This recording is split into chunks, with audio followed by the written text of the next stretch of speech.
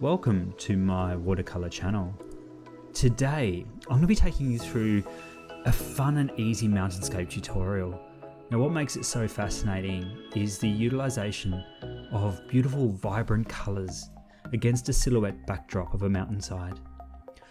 Now, what makes this quite exciting is the experimentation of using these different colors, different pigments, granulating pigments. What is best of all is this process of discovery. So try different color combinations and see what effect you can get. Now this I've recorded primarily firstly it was going to be for my class. Now if you've watched one of my other videos, you may already be aware that I'm a primary school teacher. Now I teach upper primary. In the near, not distant future, I'll be guiding and modeling this process for my students to paint. Now this video will serve as an opportunity just to be played visual for them to watch while we complete the task. Though I feel it would be also a really fun and accessible process for all beginning watercolor artists to enjoy. Now I begin with a graduated wash. It's not the most perfect one, but it serves the process quite well. Don't need to be overly precise. Again, you do want some variation. You see up along the top, I have a little bit of cauliflowering that I've gone back up there just to fix. And just keep an eye, keep it wet, not too wet of course. And you want to, gradually make your way down. You'll want it on a slight angle if you can. Now I've begun with a cerulean blue into a quinacridone red. The yellow is a yellow ochre mixed with a Hansa yellow medium, and then with a transparent pyro orange there below that, finishing with quinacridone red. Once it dries, there is a drying shift where the colour will change, and I wasn't overly happy with the strength of the blue up along the top, so you'll find that I'm going to be going back in there a second time just to strengthen that.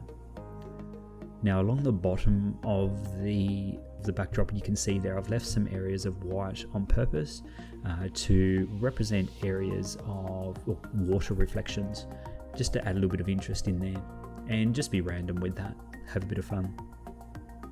What I'm going to be doing now is adding in some water, and that is to apply a wet wash to create the mountain backdrop.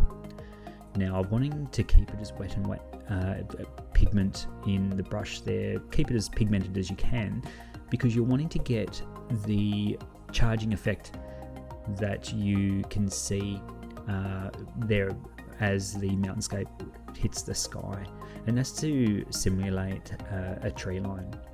As you go in, or as I went in a little bit more pigment, that will just slowly strengthen.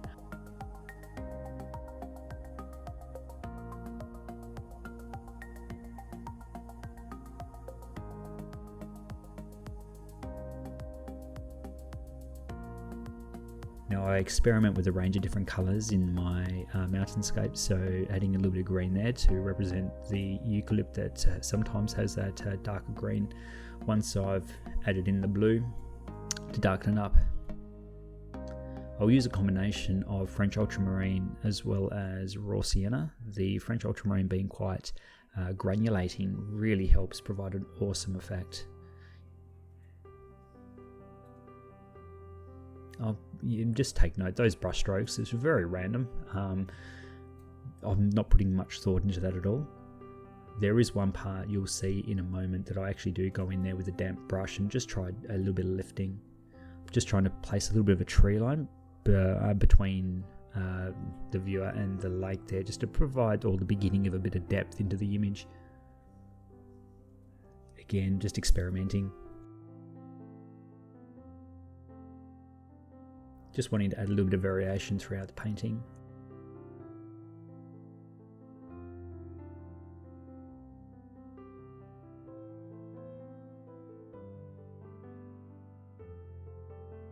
And here is the lifting up.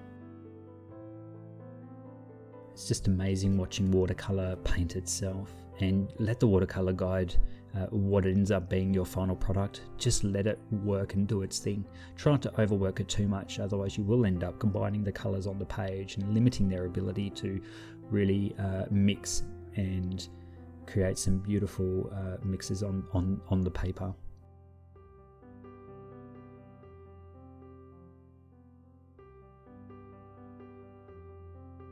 Again, you can just see me going in there with some different pigments. The two pigments being the ones that I mentioned earlier, combine to make a beautiful grey. And varying the mixes will again add a little bit of variety and interest to the image. Again, it's a relatively simple landscape, so I don't need to go in and really do defining trees in that far distant mountain. What I am doing now is probably adding a little bit more contrast and a little bit more shape, just to give the impression of a closer tree line, and again trying to build that depth in the image so it's not as two-dimensional.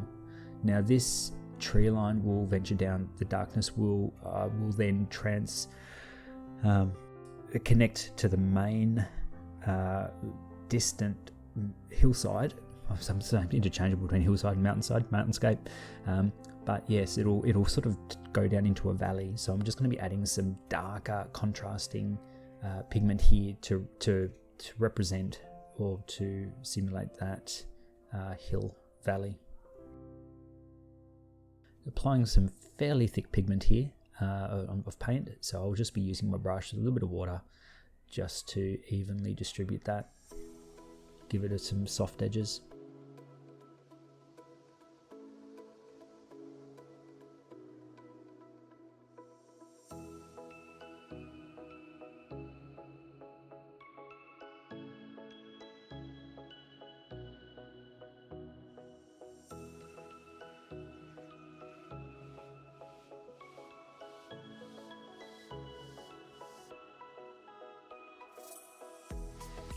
Now for a quick mountainscape, that is okay. I actually really like the way the green came through towards the end.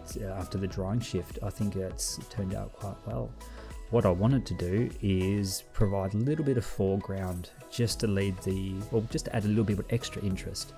So what I've done, and I'm gonna have to bear with me on this one, I've just recorded it with my mobile.